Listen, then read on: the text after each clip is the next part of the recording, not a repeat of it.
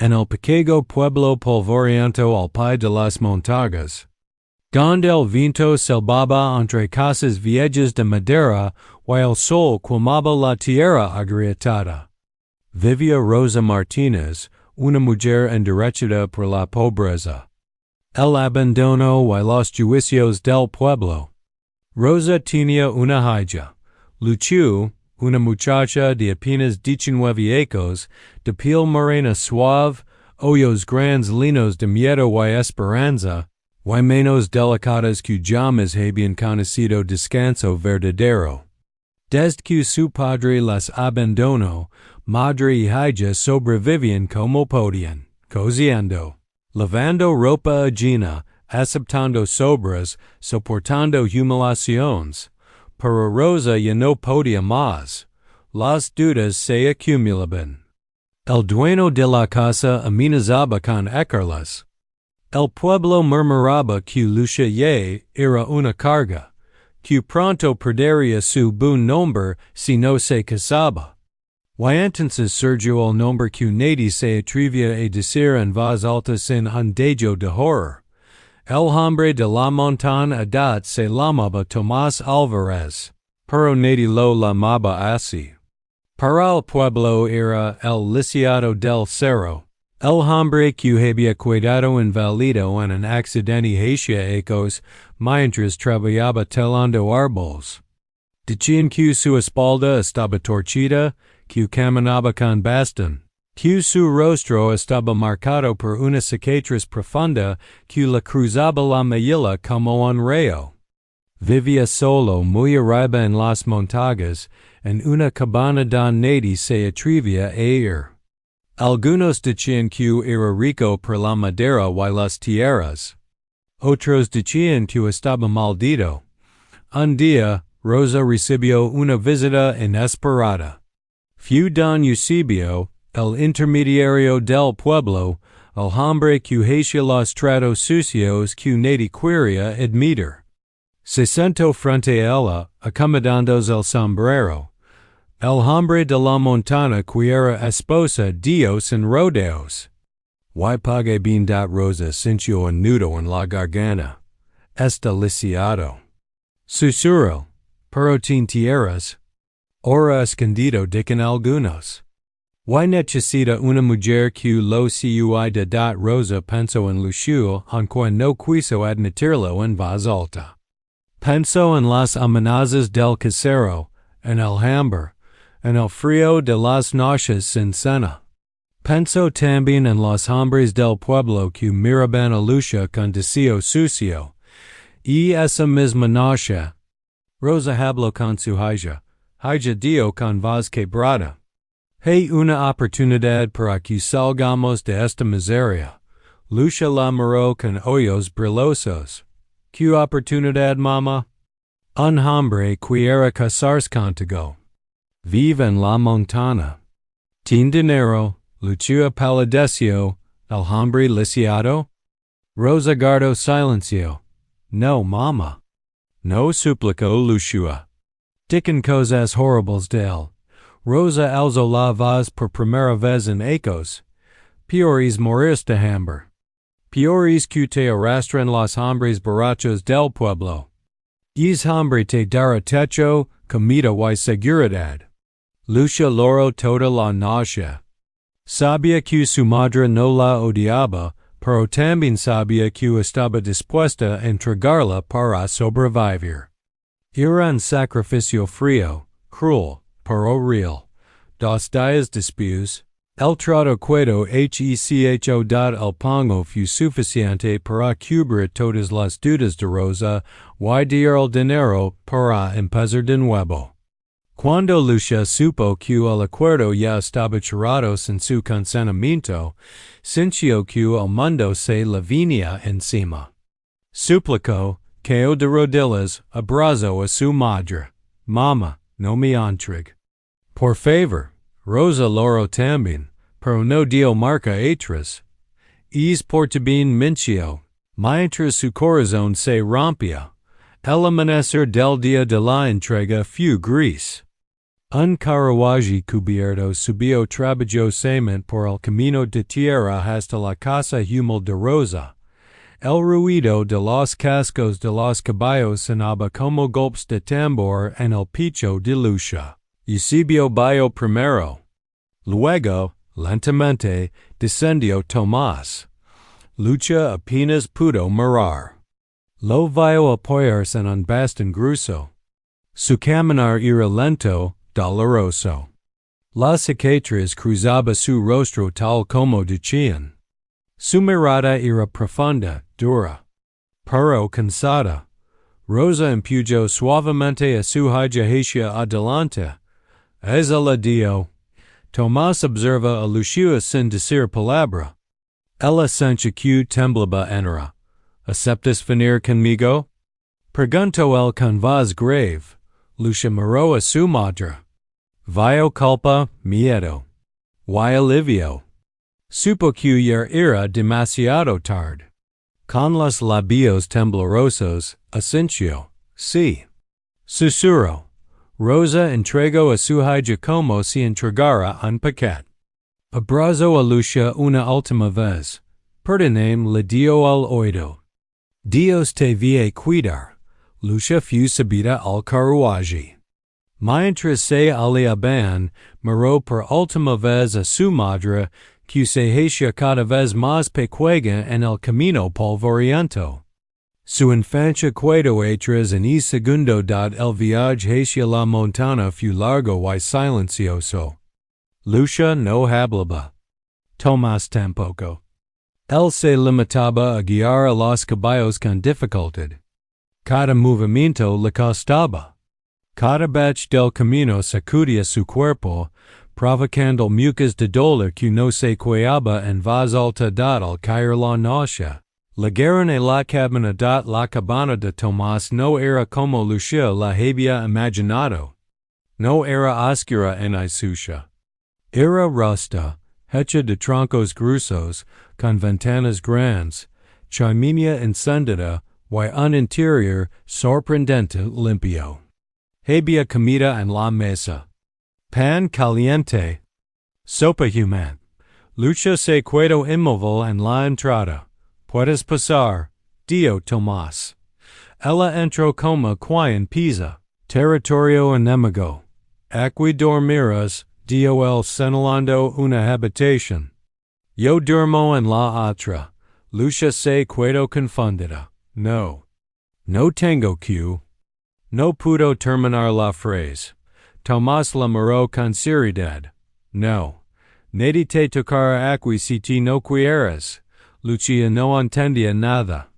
Todo lo que había escuchado sobre él no coincidía con ese momento. Y esa noche, Lucia casi no pudo dormir.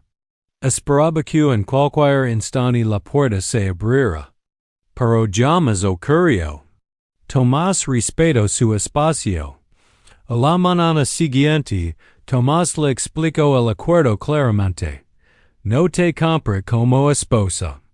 Le paga tu madre para ayudarte. Ella cree que eres mi mujer ante el pueblo, pero ti no me debes nada. Lucia se quedó en shock. Entonces, ¿por qué lo hizo? Tomás vio la mirada, porque necesito a alguien aquí. Pero no como esposa. Como compañera, como ayuda, como familia. Y porque nadie más quiso venir. Las palabras retumbaron dentro de ella. Por primera vez desde que salió de su casa, Lucia comprendió que el verdadero impacto en no había llegado. Porque lo que parecía un destino cruel estaba a punto de dar un giro que nadie en el pueblo imaginaría. Este fue solo el inicio. La entrega ya estaba hecha. El sacrificio ya había sido pagado. Pero el verdadero secreto del hombre de la montaña apenas comenzaba a revelarse. El tercer día de estar en la cabana, Lucia despertó antes de que saliera el sol.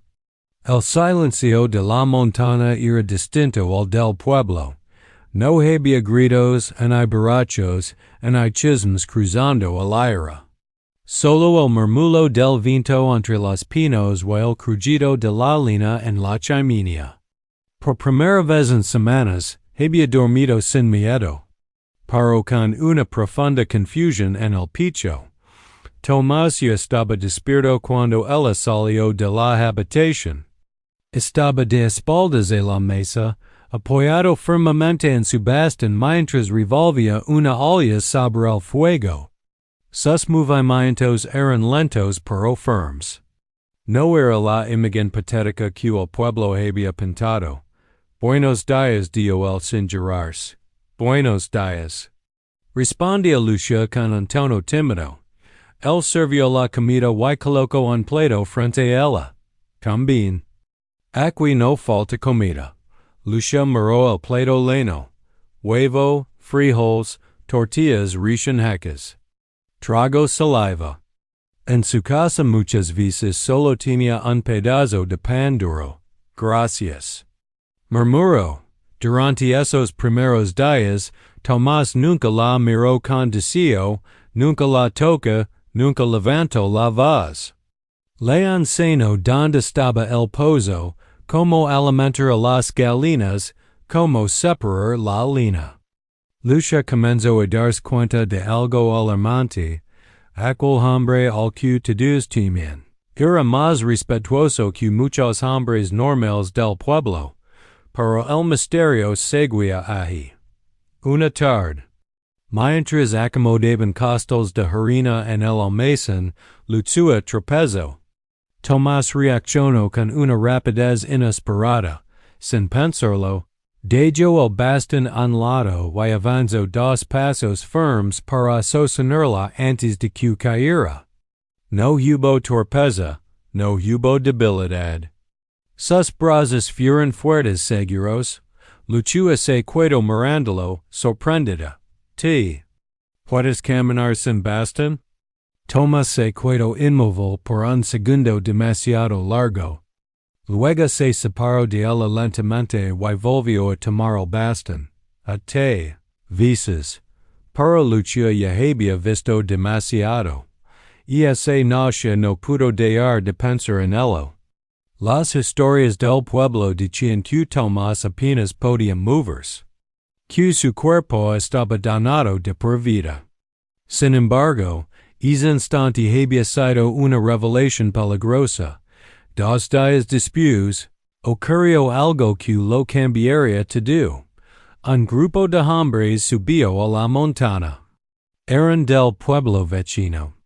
Borrachos, imprudentes, armados. Buscaban madera.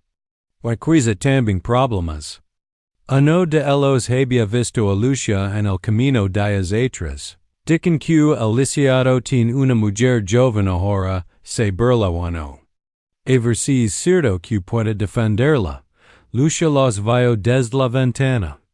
Su corazón casi se detuvo. Eran 4 hombres. Ella estaba sola en ese momento. Tomás estaba en el establishmiento. Los hombres entraron sin permiso. Se rieron al verla temblar. Mirenla, tempanita para estar escondida con un inválido. El líder dio un paso hacia ella. Acompáñanos. No más un rato. Lucia retrocedió hasta chocar con la pared. No tenía a dónde ir. En ese instante, la puerta se abrió de golpe. Tomás apareció en el umbral. Salgan de mi propiedad, dijo con voz tranquila pero peligrosa. Los hombres se rieron al verlo apoyarse en el bastón. ¿Qué vas a hacer, Cojo? Uno de ellos dio un paso más hacia Lucia. Entonces ocurrió lo impensable.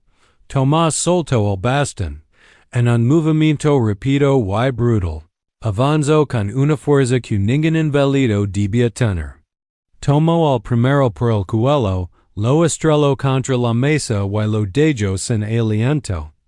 El segundo intentó sacar un cuchillo, pero Tomás lo desarmó con un giro violento de muñeca. El tercero cayó de rodillas después de un solo golpe certero. El cuarto cayó despavorido. Todo fue tan rápido que Lucio apenas pudo reaccionar. Tomás quedó de pie, respirando pesadamente con los puños cerrados. Su cuerpo no mostraba debilidad alguna en ese momento. Lucio temblaba. Puedes caminar. Puedes pelar. Tomás cerró los ojos. Sabía que ya no podía esconder la verdad. Y se nació, se sentaron frente al fuego. La tormenta azotaba el techo. Entre el sonido de la lluvia, Tomás habló por primera vez de su pasado. No quid inválido por accidente, confesó. Fue una mentira que yo permití que creciera. Lucía lo miró en silencio. Hace días ecos yo era el capataz de uno de los madereros más poderosos de la región. Descubrí que estaban usando trabajo infantil. Niños de 8, 9 años. Trabajando hasta morir, apretó la mandíbula. Denuncie. Quemaron el campamento. Mataron a 2 hombres. A mí me dieron para que el pueblo creyera que yo había cuidado inútil. Me aplastaron las piernas con un tronco. Estive meses sin poder moverme. Lucia levó la mano a su boca. Pero te caminas. Con dolor. Con secuelas. Y con entrenamiento. Me fortalece en secreto. Si ellos sabían que me recuper, habrían venido a terminar el trabajo. Lucia entendió entonces por qué Tomás vivía aislado. Por qué finge debilidad. Por qué el pueblo lo despreciaba. Todo era una coraza. ¿Y por qué aceptes casarte conmigo? Preguntó ella. Tomás tragó saliva. Porque me estaba muriendo solo. Porque necesitaba alguien que viera al hombre que soy, no al monstruo que inventaron. Y porque supe que ti tampoco vivías por tu voluntad. Lucio sintió algo extraño en el pecho. Por primera vez miró sus cicatrices no como huellas de horror, sino como marcas de lucha. Mi mamá me vendió, susurró. No, dijo él con firmeza. Te salvo de algo peor, aunque ella no lo sepa. El miedo de Lucia lentamente se transformaba en respeto. Y algo más peligroso, admiración. Pero en el pueblo, la versión de los hechos ya comenzaba a reducirse. Los hombres regresaron golpeados, humiliados. Contaron que el lisiado había atacado. Los rumores comenzaron a crecer como fuego. El inválido finge, es peligroso. Seguro obliga a la muchacha a vivir con él, debe estar escondiendo algo grande. Rosa. La madre de Lucia escuchó los rumores con el corazón encogido. Por primera vez desde que entregó a su hija, el miedo comenzó a ahogarla, y Lucia, sin saberlo, estaba a punto de enfrentar la prueba más dura de su vida, cuando el pueblo entero decidiera subir a la montaña para rescatarla. El secreto del hombre de la montaña había salido a la luz. Y ahora el verdadero peligro apenas estaba comenzando. Los rumores crecieron como una sombra venenosa. En el pueblo no existen las medias verdades. Todo se transformaba en monstruo al pasar de boca en boca. Lo que comenzó como Tomás defendió su casa se convirtió en el lisiado casi mata a 4 hombres. Y luego en Tin a la muchacha secuestrada. Nadie preguntó nunca qué había pasado en realidad. El miedo, mezclado con la envidia hacia las tierras de Tomás, hizo el resto. Rosa escuchó los chismes en el mercado, mientras vendía pan duro en una canasta vieja. Una mujer se le acercó con los ojos abiertos de par en par.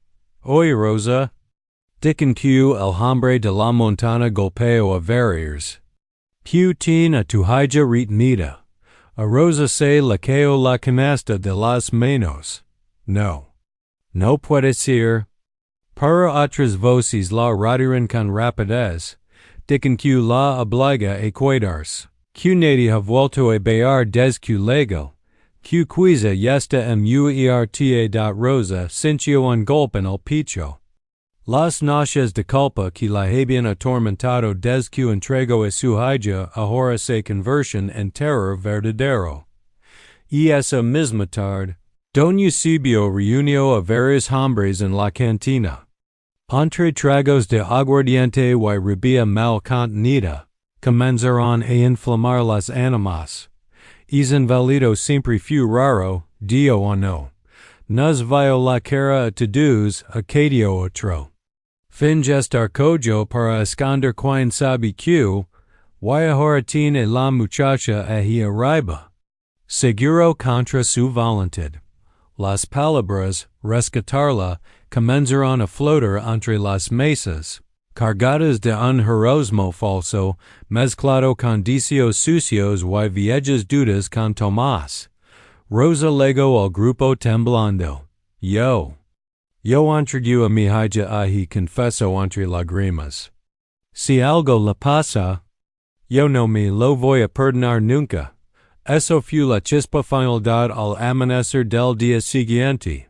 15 hombres armados con rifles, machetes y palas comenzaron el ascenso hacia la montaña. Iban decididos a rescatar a Lucia. Voy a ajustar cuentas con Tomás. Mientras tanto, en la cabana, Lucia sentía un presentimiento espeso en el aire. Los animales estaban inquietos. Los perros ladraban hacia el bosque con un tono que ella jamás había escuchado. Algo vin, murmuró. Tomás observa las huellas frescas en el lodo del camino. No es algo. Son muchos. Lucia sintió que el corazón se le encogía. ¿Es el pueblo? Ella sintió con gravedad. Vienen por ti. Lucia palideció. Yo no quiero volver. Confesó con un hilo de voz. Alla solo hay hambre y desprecio. Tomás la miró con una mezcla de tristeza y determinación. No importa lo que te quieras. Para ellos no eres una persona. Eres un pretexto. Los gritos comenzaron a escucharse antes de que los hombres aparecieran. Voces alteradas, insultos, amenazas lanzadas al aire del bosque. Lucia temblaba. ¿Qué van a hacer contigo? Lo que hacen los pueblos cuando se tiene razón, respondió Tomás. Juzgar sin escuchar, los hombres rodearon la cabana como una llauría. Don Eusebio dio un paso al frente. Sal, Tomás. Venimos por la muchacha. Tomás salió con calma, apoyándose en el bastón. Su imagen débil parecía confirmar ante los oídos del pueblo todas las mentiras. Ella no está aquí contra su voluntad, dio. Mentira. Grito uno. Nadie quiere vivir con un cojo escondido en el cerro. Lucia apareció entonces en la puerta. Su presencia causó un murmullo inmediato. Lucia. Gritó Rosa desde el fondo del grupo, abriéndose paso entre los hombres.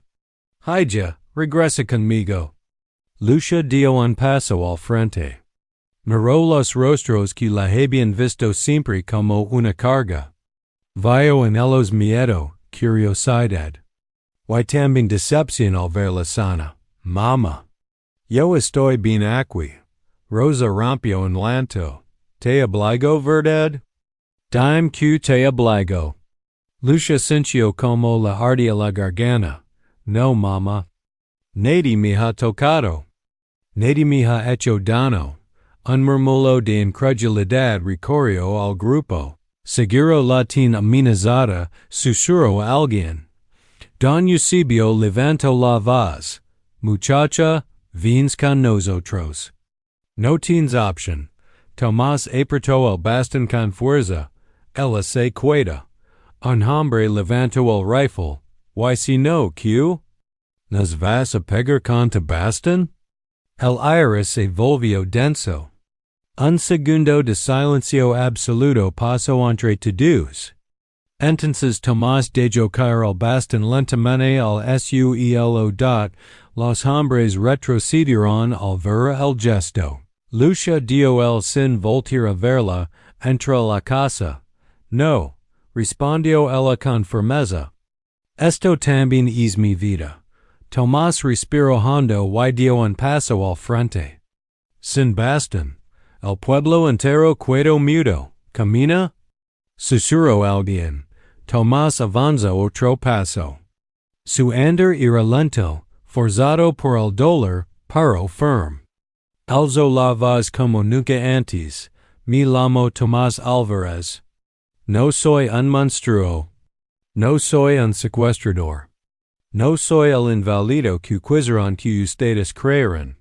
Los hombres se miraron entre sí, confundidos. Hayes dias ecos denuncia los madereros que explotaban niñas continue. Me castigaron por eso. Ustedes escucharon la versión que les convenía escuchar. Don Eusebio escupió al suelo. Historias para asustar a los tontos. Un disparo sonó al aire. Nadie supo quién lo hizo. El caos explotó. Lucia gritó. Tomás se movió instintivamente, cubriéndola con su cuerpo. Un proyectil rozó su hombro. La sangre comenzó a emanar. Los hombres se descontrolaron. Algunos apuntaban. Otros huían. El miedo había rebasado la razón. Deténganse. Gritó Lucia desesperada, interponiéndose frente a Tomás con los brazos abiertos. Si quieren lavarse, primero tendrán que matarme mía. Rosa cayó de rodillas al ver la sangre. Perán. Ya basta. La tensión era insoportable. Bastaba otro disparo para que todo terminara en SHCRE. En ese instante, se escucharon pasos detrás del grupo. Dos hombres armados con insignias oficiales subían por el sendero. Eran agentes enviados desde el distrito, alertados por viejas denuncias que nunca se habían cerrado. Bajen las armas. Ordenó uno con voz firme. Don Eusebio palideció. Los agentes se acercaron a Tomás. Miraron su herida, la postura del pueblo, los rifles en temblando. ¿Qué sucede aquí? Tomás habló con dificultad. Vinieron a rescatar a una mujer que no necesita ser rescatada. Lucia tomó la mano de uno de los agentes. Yo estoy aquí por decisión propia. Los agentes intercambiaron miradas. Don Eusebio fue interrogado en el acto. Los hombres heridos del ataque anterior también fueron mencionados. Las piezas empezaban en caer. Rosa se acercó lentamente a su hija. Perdonen, Lucia. Te entregué creyendo que te condenaba. Y casi te condeno por segunda vez. Lucia la abrazó por primera vez desde que había llegado a la montaña. No me rescates ahora, mamá. Déjame elegir. Tomás fue llevado al interior de la cabana para atender su herida. Mientras tanto, los agentes comenzaron a tomar declaraciones. El pueblo, que había subido con furia, ahora bailaba con vergüenza, pero este enfrentamiento solo había abierto una herida mucho más grande. La verdad sobre los madereros, la corrupción, y el pasado de Tomás estaba a punto de resurgir con fuerza. Y Lucia, entre lágrimas y violencia, acababa de tomar la primera decisión real de su vida. Quedarse al lado del hombre que todos llamaban monstruo. Sin saber en que su siguiente movimiento cambiaría el destino de ambos para siempre. La herida de Tomás no era mortal, pero sí profunda. El disparo apenas rozó el hombro, levandos piel, sangre y carne, y dejándolo débil por varios días. Lucia no se separó de su lado en un solo instante. Lo limpio, le cambio las vendallas, le dio agua, le sostuvo la mano cuando el dolor lo hacía apretar los dientes en silencio. Los agentes se quedaron 2 días en la montaña tomando declaraciones. No solo de Tomás y Luchura, sino también de Rosa, de Don Eusebio y de varios hombres del pueblo. Las piezas por fin comenzaban a encajar con una claridad peligrosa. El nombre del maderero que Tomás había denunciado hacia días atrás volvió a surgir en los documentos oficiales. Rufino Beltrán. Un hombre poderoso que había comprado conciencias, jueces, policias y silencios. Muchos en el pueblo lo habían protegido sin saberlo, simplemente por miedo o conveniencia. Uno de los agentes habló claro.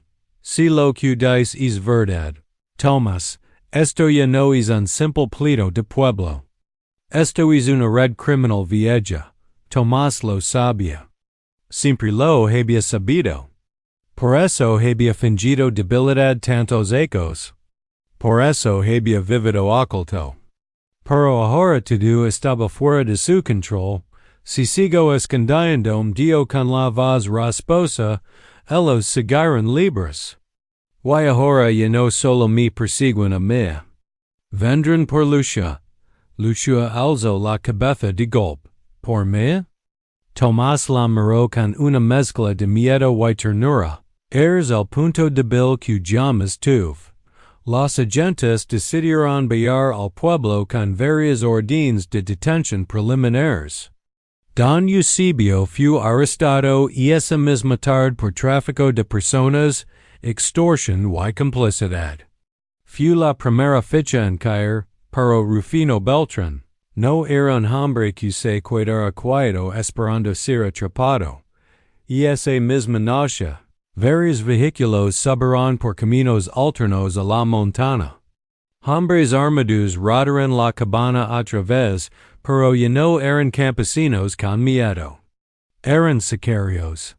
Lucía despertó con el sonido lejano de motores.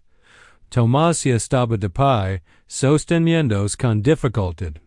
Se puso su vieja pistola sobre la mesa. Sabía que vendrían. Luchó sintió que el alma se le iba al suelo. No puedes pelar en tu estado. No voy a pelar, respondió él. Voy a entregarme. Lucha negó desesperada. Si te entregas, te van a matar. Tomás tomó su rostro con ambas manos, mirándola por primera vez con los ojos linos de todo lo que había guardado por años. Si me cuido. Te matan a ti. Lucha rompió en llanto, entonces vámonos. Hayamos leos. Tomás negó con la cabeza. Un hombre puede ir toda la vida. Pero el pasado siempre encuentra el camino de regreso. Los golpes en la puerta retumbaron como truenos. Tomás Álvarez. Sal con las manos arriba. Lucha quería gritar, pero sus piernas no respondían. Tomás abrió la puerta con calma. Los hombres apuntaron de inmediato. Aquí estoy, Dio. Pero ella no tiene nada que ver. Déjenla fuera de esto. El líder de los sicarios sonrió con desprecio. No hacemos favors gratis. Tomás dio un paso al frente. Me entrego. Les doy los documentos que guardo. Los nombres. Las pruebas. Todo. Pero ella no baja conmigo. El hombre dudó. Sabía que esas pruebas podían significar tanto dinero como problemas. Bajen las armas, ordenó finalmente. Solo uno de ustedes entra. Tomás miró a Lucha una última vez antes de salir. Confía en mí, la dio en silencio con los ojos. Ella quiso detenerlo. Pero no pudo moverse. Los hombres se llevaron a Tomás cuesta abajo. Lucha los siguió desde lejos, escondiéndose entre los árboles hasta que vio como lo subían a una camioneta. Horas después, La noticia recorrió el pueblo. Tomás Álvarez. Había sido secuestrado, pero algo que nadie esperaba ocurrió, antes de entregarse. Tomás había dejado preparado un paquete encerrado bajo la cabana. En él estaban las pruebas completas, nombres, fechas, lugares, sobornos, asesinatos, todo. Y Lucia sabía exactamente dónde estaba. Lucia vio sola al amanecer, con el corazón destrozado paró el paso firme. Fue directamente con los agentes del distrito. Tomás se entregó para salvarme. Y dejo esto para ustedes.cuando los agentes revisaron los documentos, el silencio se volvió pesado. Lo que tenían en las manos no era solo una denuncia, era una bomba. Ese mismo día, con apoyo federal, comenzaron las redadas. Rufino Beltrán fue detenido en su propia hacienda. Policías, jueces y funcionarios corruptos cayeron uno por uno, pero Tomás seguía desaparecido. Pasaron 3 días sin noticias. Lucia apenas comía. Rosa la acompañaba en silencio, cargando un peso de culpa que ya no tenía palabras. Nunca pensé que ese hombre fuera capaz de algo así, dio Rosa una náusea. Yo te vendía un giro sin saberlo. Lucia no respondía. Solo miraba hacia la montaña, esperando. En el cuarto día, un llamado urgente llegó al cuartel. Habían encontrado una fosa en un rancho abandonado. Había cuerpos. Entre ellos, uno estaba aún con vida. Lucia corrió como jamás había corrido. Tomás había sido torturado, golpeado. Tenía costillas rotas, la espalda deshecha, la cicatriz abierta otra vez. Pero respiraba. Cuando Lucia entró al hospital y lo vio de tubos, se derrumbó a su lado. No te atrevas a morir de ahora. Salazaba. Después de todo esto, no te atrevas. Tomás abrió los ojos lentamente al tercer día. ¿Zigzagui? Susurró. Lucia lo besó en la frente entre lágrimas. Nunca me fui el pueblo entero quedó en shock cuando la verdad se hizo pública. Cuando se supo que el lisiado había sido víctima de un atentado por denunciar explotación infantil. Cuando se supo que Lucia jamás había sido forzada. Cuando se supo que muchos de los hombres respetables del pueblo estaban implicados. El silencio se volvió vergüenza colectiva. Tomás pasó semanas hospitalizado. Volvió a perder la movilidad de la cintura para abajo. Esta vez, de verdad. Los médicos fueron claros. Ya no volverá a caminar como antes. Lucia sostuvo su mano. Cuando escucharon la sentencia, entonces me sentaré contigo, Dio.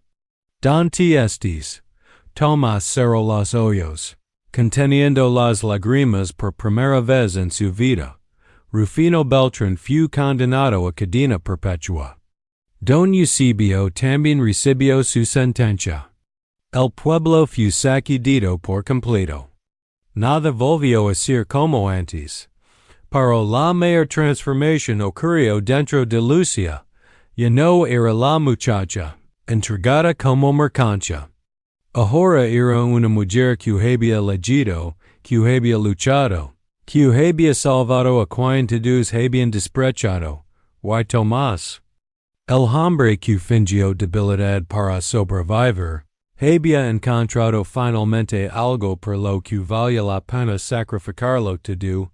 El último movimiento en estaba por venir. El que nadie esperaba, porque el verdadero milagro no sería que Tomás volviera a caminar, sino que ambos aprendieron a reconstruir sus vidas desde las ruinas. Tras semanas de recuperación en el hospital del distrito, Tomás y Lucia finalmente pudieron regresar a la cabana en la montaña. La noticia de los arrestos, las pruebas y la condena de Rufino Beltrán había sacudido toda la región. Ahora el pueblo sabía la verdad, y muchos de los que habían juzgado a Tomás se sentían avergonzados. Sin embargo, el resentimiento no desaparece de un día para otro, y algunos miraban de reojo al hombre que todos habían llamado inválido y monstruo. Tomás subirán al camino empedrado que conduce a la cabana. Cada paso era un recordatorio del viaje que habían hecho juntos, del miedo, del dolor, de la supervivencia. La montaña los recibió con su viento frío y sus pinos centenarios, testigos silenciosos de cada secreto y cada sacrificio. Lucia se aferraba a la mano de Tomás, quien ahora dependía de su bastón para caminar, pero cada presencia imponía respeto a absoluto al ligar. Lucia entró primero, revisando que todo estuviera en orden. La cabana estaba tal como la habían dejado, con lina apilada, los utensilios limpios y la mesa lista. Pero algo había cambiado. La cabana ya no era solo un refugio de supervivencia, sino un hogar que ellos habían conquistado a través de la verdad y la valencia. Mira, dio Lucia. Mientras señalaba el paquete de documentos que Tomás había dejado antes de ser atacado. Todo está seguro aquí. Ya nadie podrá tocarlo sin que lo descubran. Tomás asintió, con el rostro marcado por las cicatrices, la fatiga y la tensión de las últimas semanas. Nada podrá separarnos ahora, dio. En I Rufino, en I don Eusebio, ni nadie. Solo nosotros y esta montaña. Lucia lo miró con ojos llenos de admiración y cariño. Por primera vez, no vio al hombre lisiado que el pueblo describía, sino al hero que había arriesgado su vida para protegerla. Un hombre capaz de sacrificarse, de luchar por la justicia y de amar sin condiciones. Tomás. Susurró ella. Si no fuera por ti, nunca hubiera entendido qué significa tener valor. Tomás sonrió débilmente. Y por primera vez permitió que sus emociones sin reservas. Yo nunca hubiera conocido a alguien tan valiente y fuerte como ti.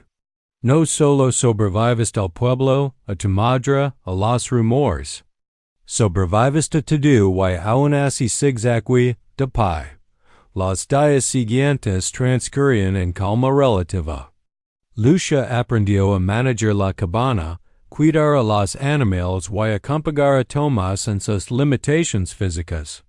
Él le enseñó a leer mapas de la región, a reconocer plantas medicinales y a administrar los documentos que habían salvado vidas y expuesto la corrupción. Todo se convirtió en rutina, pero una rutina cargada de complicidad, respeto y afecto genuino. Una tarde, mientras ambos descansaban frente a la chimenea, Tomás tomó la mano de Lucia. Hay algo que necesito decir, dio con voz grave. Hey secos, cuando pensaba que mi vida había terminado en la montaña, jamás imaginé que alguien como ti pudiera entrar en ella. Y ahora, no puedo imaginar mi vida sin ti. Lucia sintió un nudo en la garganta. Tomás? Yo tampoco, dio, con lágrimas llenando sus ojos. Pero ti, estás seguro de que podemos. No eres el mismo de antes. Físicamente. Tomás la miró con intensidad. Lucia, lo que he perdido en fuerza lo he ganado en convicción. Y lo que importa no es caminar por el mundo como todos, sino caminar juntos. Ti y yo, podemos superar todo. Nada ni nadie podrá cambiarnos. Ella asintió, sabiendo que el amor verdadero no se mide en fuerza física, sino en la capacidad de proteger, cuidar y respetar al otro. Por primera vez, Lucía se sintió realmente libre. No solo de su madre, no solo del pueblo, sino de la idea de ser propiedad de alguien más. Ella había elegido el pueblo. Poco a poco, comenzó a reconocer la verdad. Algunos llegaron tímidamente a la cabana, no para acosar, sino para disculparse o agradecer. Otros permanecieron distantes, avergonzados. Rosa también subió, temblorosa, llena de culpa y orgullo a la vez. Ella dijo, con la voz quebrada: Nunca te he pedido perdón de verdad. Pero hoy lo hago. Me equivoco. Te entregué creyendo que te salvaba. Y en realidad te estaba poniendo a prueba. No supe que el verdadero hero eres tú. Y Tomás, lucha lo abrazo con fuerza, mamá. Yo elegí este camino. Tomás me enseñó a elegir por mí misma, pero la historia no había terminado. Un día, mientras Lucia y Tomás caminaban por un sendero cercano, encontraron a un joven del pueblo con un caballo herido atrapado en el barro. Lucia se lanzó a ayudarlo. Tomás, a pesar de sus limitaciones físicas, corrió detrás para sostenerla. Entre ambos, salvaron al animal dado el joven, agradecido, miró a Tomás con respeto. Nunca hubiera imaginado que el lisiado del cerro fuera capaz de algo así, dijo con sinceridad. Disculpa lo que se dio en el pueblo. Tomás simplemente sonrió. Nunca subestimes a alguien por su apariencia. Las personas pueden sorprenderte, para bien o para mal. Es momento se volvió símbolo de cambio. Lucia y Tomás habían transformado no solo su propia vida, sino también la percepción de todos en torno a ellos. La montaña, testigo de sacrificios, secretos y luchas, se convirtió en el escenario de un amor verdadero y una justicia lograda. El giro final ocurrió un atardecer, cuando el cielo se tiñó de naranja y violeta. Tomás y Lucia se sentaron en la cima del cerro que dominaba la cabana. Tomás se apoyó en su bastón, pero no necesitó palabras. ¿Sabes? Dijo Lucia. Nunca imaginé que terminaríamos aquí, así. Y aún así, feliz, Tomás la miró. Con una sonrisa débil pero genuina. Nunca imaginé que un regalo de la vida tan cruel como tu madre pudiera darme tanta alegría. Lucia rió entre lágrimas. Y yo nunca imaginé que el hombre que todos llamaban monstruo y cojo fuera el único capaz de enseñarme a vivir de verdad. Se abrazaron. Con la montaña a su alrededor, el viento en sus cabellos y el sol descendiendo detrás de los picos. Él no había prejuicios, rumores ni miedo. Solo dos almas que habían enfrentado el mundo y habían encontrado la justicia, la verdad y el amor. La historia de Lucia y Tomás se convirtió en leyenda local.